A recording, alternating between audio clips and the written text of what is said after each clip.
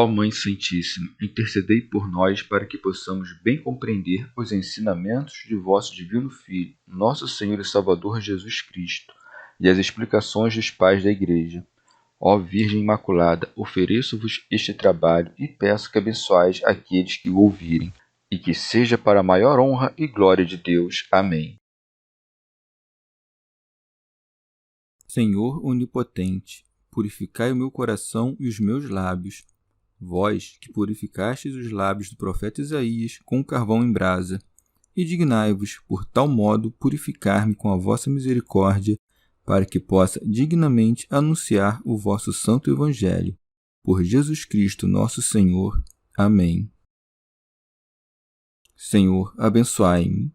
Que o Senhor resida no meu coração e nos meus lábios, para que anuncie digna e convenientemente o seu Evangelho. Amém. Evangelho de Nosso Senhor Jesus Cristo, segundo São Mateus. Profissão de fé e primado de Pedro. Chegando Jesus ao território de Cesaré de Filipe, perguntou aos discípulos: Quem dizem os homens ser o Filho do Homem? Disseram: Uns afirmam que é João Batista, outros que é Elias, outros ainda que é Jeremias ou um dos profetas. Então lhes perguntou: E vós, quem dizeis que eu sou? Simão Pedro, respondendo, disse: Tu és o Cristo, o Filho do Deus vivo. Jesus respondeu-lhe: Bem-aventurado és tu, Simão, filho de Jonas, porque não foi carne ou sangue que te revelaram isso, e sim meu Pai que está nos céus. Também eu te digo que tu és Pedro, e sobre esta pedra edificarei minha igreja, e as portas do Hades nunca prevalecerão contra ela. Eu te darei as chaves do reino dos céus, e o que ligares na terra será ligado nos céus, e o que desligares na terra será desligado nos céus. Comentários dos Pais da Igreja. Comentário de São Tomás de Aquino em forma de glosa.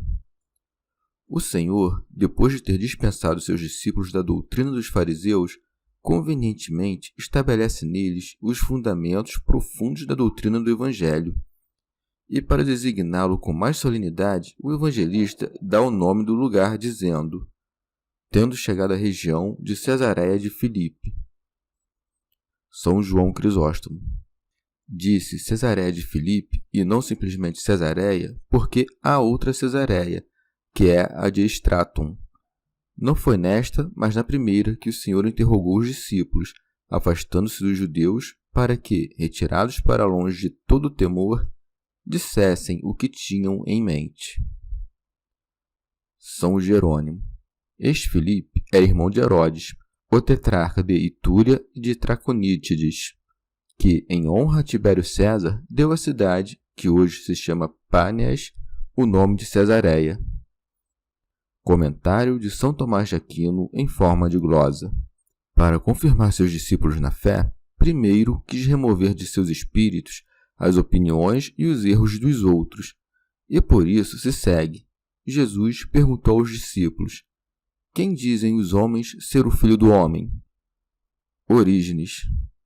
Cristo interroga os discípulos para que, pelas respostas dos apóstolos, saibamos as diversas opiniões que havia sobre Cristo entre os judeus, e também para nos ensinar a sempre investigar a opinião que os homens têm de nós, com o intuito de que, se falam mal, não demos ocasião, e se bem, que as aumentemos.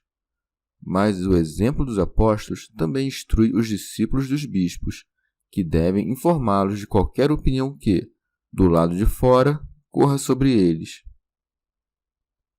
São Jerônimo. Esta questão, quem dizem os homens ser o Filho do Homem, é belíssima, porque os que falam do Filho do Homem são homens, e os que compreendem sua divindade não são chamados de homens, mas de deuses. São João Crisóstomo. Ele não disse: Quem dizem os escribas e os fariseus que eu sou, mas quem dizem os homens que eu sou. Investiga a opinião do povo, que não era inclinada para o mal. Ainda que sua opinião sobre Cristo fosse muito inferior à que deveria, era, contudo, isenta de maldade, diferente da opinião dos fariseus, que era plena de grande malícia. Santo Hilário de Poitiers, ao dizer: "Quem dizem os homens ser o Filho do Homem?", insinuou ser algo além daquilo que viam nele. Ele era, de fato, Filho do Homem.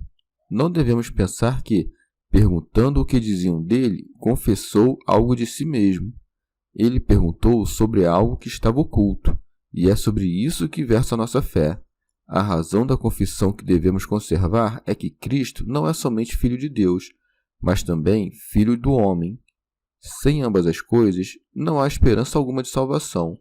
Por isso, ele disse enfaticamente: "Quem dizem os homens ser o Filho do homem?" São Jerônimo não disse: "Quem dizem os homens que eu sou?", mas: "Quem dizem que é o Filho do homem?" Disse assim para que não parecesse que perguntava por vaidade. É de se observar que, no Antigo Testamento, sempre que se diz Filho do homem, em hebraico se diz Filho de Adão. Orígenes. Os discípulos relatam a Cristo as diferentes opiniões que os judeus tinham a seu respeito. Por isso é dito: disseram. Uns afirmam que é João Batista, ou seja, os que pensavam como Herodes. Outros que é Elias, isto é, os que supunham que o próprio Elias nascera de novo ou que, ainda vivo em corpo, aparecia agora. Outros ainda que é Jeremias, a quem o Senhor constituíra profeta das nações. Os que pensavam assim o faziam sem compreender que era figura de Cristo. Ou um dos profetas, por uma razão semelhante, por causa das coisas que Deus falou através dos profetas, mas cujo cumprimento não se deu neles, mas em Cristo. São Jerônimo. O povo pôde se equivocar pensando que fosse Elias ou Jeremias, como se equivocou Herodes a respeito de João. Por isso me admiro ao ver os intérpretes indagando a causa de cada um destes erros. São João Crisóstomo. Depois dos discípulos terem relatado as opiniões do povo, o Senhor lhes faz uma segunda pergunta, para que formem uma opinião mais elevada a seu respeito. Por isso segue. Então lhes perguntou: "E vós, quem dizeis que eu sou?" "Vós, digo, que estáis sempre comigo e que presenciastes milagres maiores que os que o povo viu, não deveis ter sobre mim a mesma opinião que este. Eis a razão de não tê-los interrogado no início de sua pregação, mas só depois de ter feito muitos milagres e de ter dito muitas coisas a respeito de sua divindade." São Jerônimo.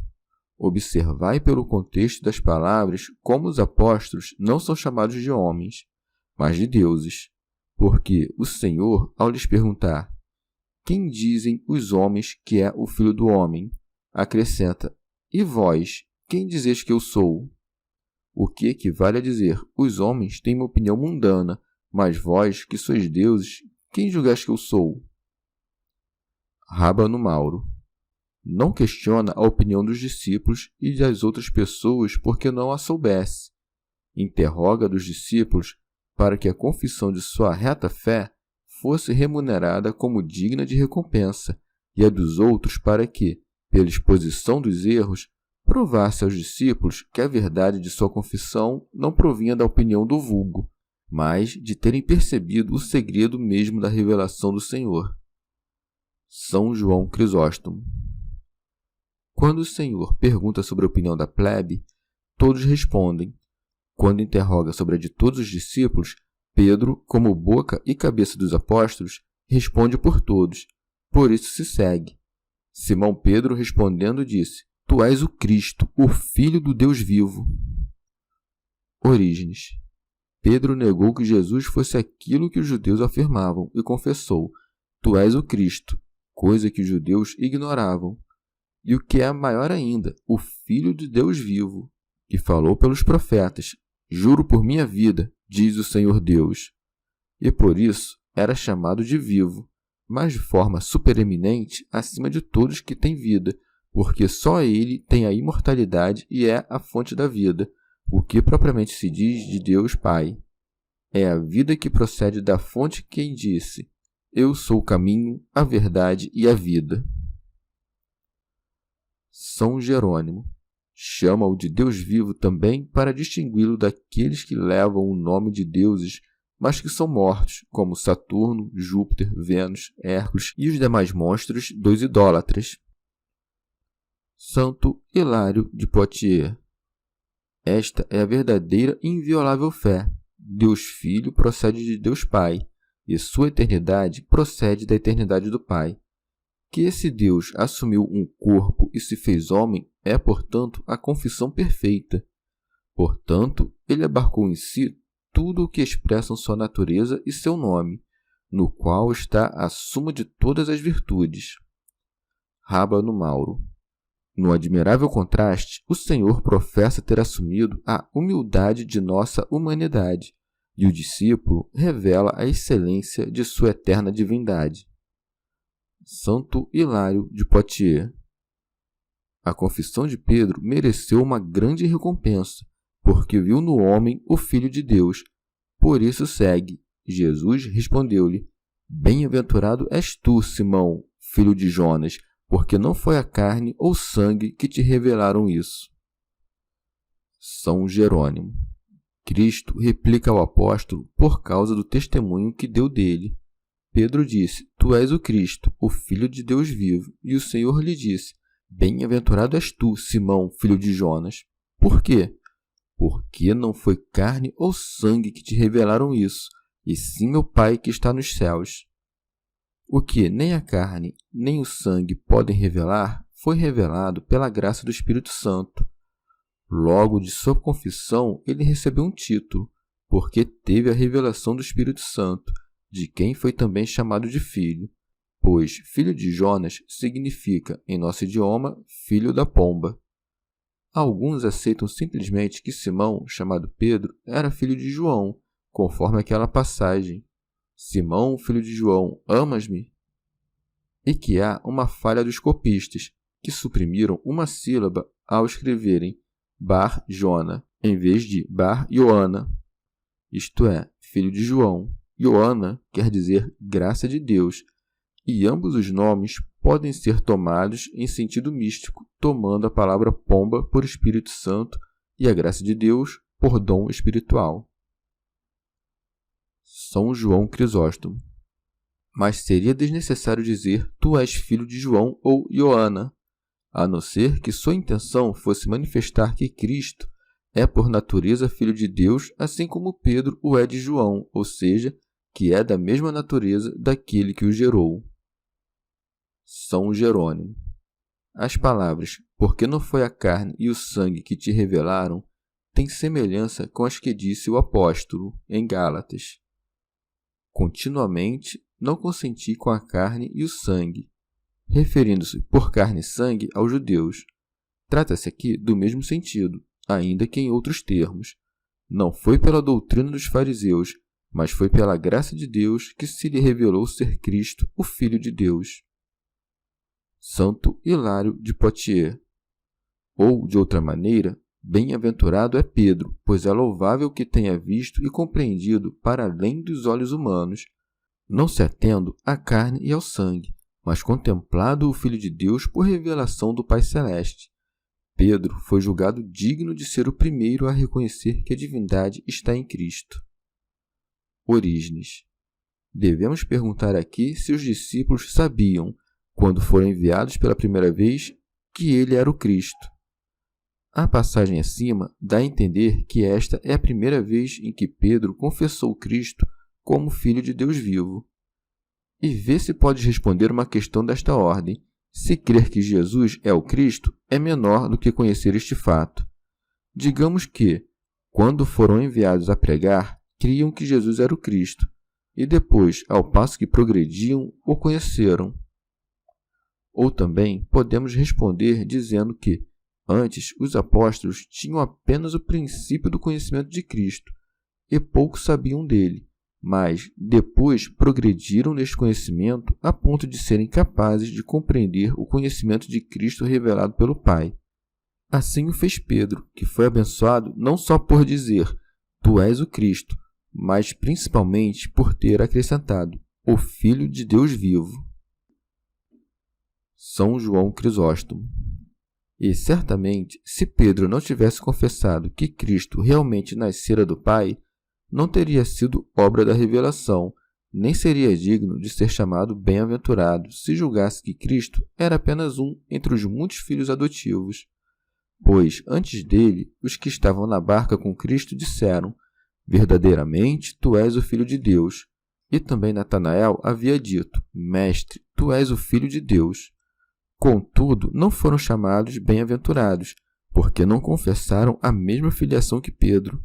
Julgavam-no como um dentre muitos filhos, não como o verdadeiro filho, e ainda que o tivessem como o principal de todos, não o viam como sendo da mesma natureza que o Pai. Vês, pois, como o Pai revela o Filho e o Filho o Pai, e não se pode designar o Filho senão pelo Pai, nem o Pai senão pelo Filho, donde resulta que o Filho é consubstancial ao Pai, e com ele deve ser adorado. Cristo afirma, então, que muitos creriam naquilo mesmo que Pedro confessou, ao acrescentar: também eu te digo que tu és Pedro. São Jerônimo, como se dissesse: já que disseste, tu és o Cristo, o Filho de Deus vivo, também eu te digo, não com palavras vãs, que não se hão de cumprir, pois em mim dizer é agir, que tu és Pedro. Assim como sendo ele a luz e dando-a aos apóstolos, para que fossem chamados de luz do mundo e de tantos outros nomes que o Senhor escolheu, agora a Simão, que creu em Cristo, a rocha, dá o nome de Pedro. Santo Agostinho. Não se deve pensar, contudo, que foi aqui que Pedro recebeu seu nome. Como João o relata, ele o recebeu quando lhe foi dito: tu serás chamado Cefas, que quer dizer Pedro. São Jerônimo. E seguindo a metáfora da pedra, disse oportunamente: sobre ti edificarei minha igreja, como se segue: e sobre esta pedra edificarei minha igreja. São João Crisóstomo. Ou seja, sobre esta fé e sobre esta confissão edificarei minha igreja, mostrando que muitos creriam naquilo mesmo que Pedro confessou, confirmando o seu sentido e fazendo dele pastor. Santo Agostinho. Eu disse em outro lugar, falando do apóstolo Pedro, que sobre ele, como sobre uma pedra, foi edificada a igreja. Mas não ignoro, e depois o expus em muitas ocasiões, que as palavras do Senhor, tu és Pedro, e sobre esta pedra edificarei a minha igreja, significam que a igreja está edificada sobre aquele que Pedro confessou ao dizer: tu és o Cristo, o Filho de Deus vivo. Como se Pedro, chamado de pedra por aquela pedra, figurasse a pessoa da igreja, que está edificada sobre esta pedra. O Senhor não disse a ele: tu és a pedra, mas tu és Pedro, pois a pedra era Cristo, o qual Simão confessou, assim como confessa toda a igreja, e por isso foi chamado de Pedro. Que o leitor escolha, destas duas opiniões, qual lhe parece mais provável. Santo Hilário de Poitiers. Na imposição deste novo nome está o feliz fundamento da igreja, e uma pedra digna desta edificação, que dissolverá as leis do inferno, as portas do Tártaro e todas as fortificações da morte. E, para manifestar a firmeza da igreja edificada sobre a pedra, acrescenta: e as portas do Hades nunca prevalecerão contra ela. Comentário de São Tomás de Aquino em forma de glosa. Isto é, não a separarão de minha caridade e da fé em mim. São Jerônimo. Por portas do inferno entendo os pecados e os vícios, ou também as doutrinas heréticas que seduzem os homens e os lançam no Tártaro. Orígenes. Mas nas regiões celestes, qualquer malícia espiritual são portas do inferno, contrárias às portas da justiça. Rábano Mauro. Também são portas do inferno os tormentos e seduções dos perseguidores, as obras perversas e as conversas vãs dos infiéis, pois levam ao caminho da perdição. Orígenes. O Senhor não explica se prevalecerá a pedra sobre a qual está edificada a igreja, ou se a igreja edificada sobre a pedra. Contudo, não há dúvida de que, nem contra a pedra, nem contra a igreja, prevalecerão as portas do inferno. São Cirilo de Alexandria. Conforme a promessa do Senhor, a Igreja Apostólica de Pedro permanece imaculada de toda sedução e protegida contra todo ataque herético, sobre todos os comandantes e bispos, sobre todos os primazes das igrejas e dos povos, e em seus pontífices, em sua fé abundante e na autoridade de Pedro.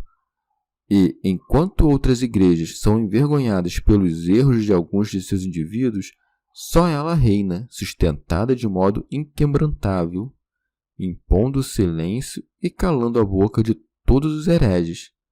E nós, para nossa salvação, a não ser que estejamos corrompidos ou inebriados pelo vinho da soberba, confessamos e pregamos, unidos a ela, a regra da verdade e da santa tradição apostólica. São Jerônimo. Ninguém pense que se trata da morte, querendo dizer que os apóstolos não estariam submetidos à condição da morte, já que os vemos brilharem no martírio. Orígenes. Também a nós será dito: tu és Pedro, se, por uma revelação do Pai que está nos céus, ou seja, habitando também nós, de certa forma, nos céus, confessarmos que Jesus Cristo é o Filho de Deus vivo, pois todo aquele que imita Cristo é pedra. Mas aquele contra o qual prevalecem as portas do inferno não pode ser chamado de pedra, sobre a qual Cristo edificou a igreja, nem igreja, nem parte da igreja, a qual o Senhor edificou sobre a pedra. São João Crisóstomo. Em seguida, fala de outra honra dada a Pedro, quando acrescenta: eu te darei as chaves do reino dos céus, que equivale a dizer: assim como o Pai te concedeu que me conhecesses, assim também eu tenho algo a lhe dar, isto é, as chaves do reino dos céus. Rábano Mauro. Aquele que confessou o Rei dos céus com mais devoção que os outros, tem mais mérito que os outros para receber as chaves do reino dos céus. Isto fez com que todos soubessem que, sem esta fé e sem esta confissão, ninguém entraria no reino dos céus. Por chaves do reino dos céus, ele quer dizer o discernimento e o poder. Poder para atar e desatar, e discernimento para distinguir os dignos e os indignos. Comentário de São Tomás de Aquino em forma de glosa. Donde se segue, e o que ligares, isto é, todo aquele que julgares indigno de perdão enquanto vive, será julgado indigno diante de Deus. E o que desligares, isto é, a quem julgares digno de ser perdoado enquanto vive, alcançará de Deus o perdão de seus pecados. Orígenes. Vê quão grande é o poder desta pedra sobre a qual está edificada a igreja. Seus juízos permanecem firmes como se o próprio Deus os tivesse feito através dela.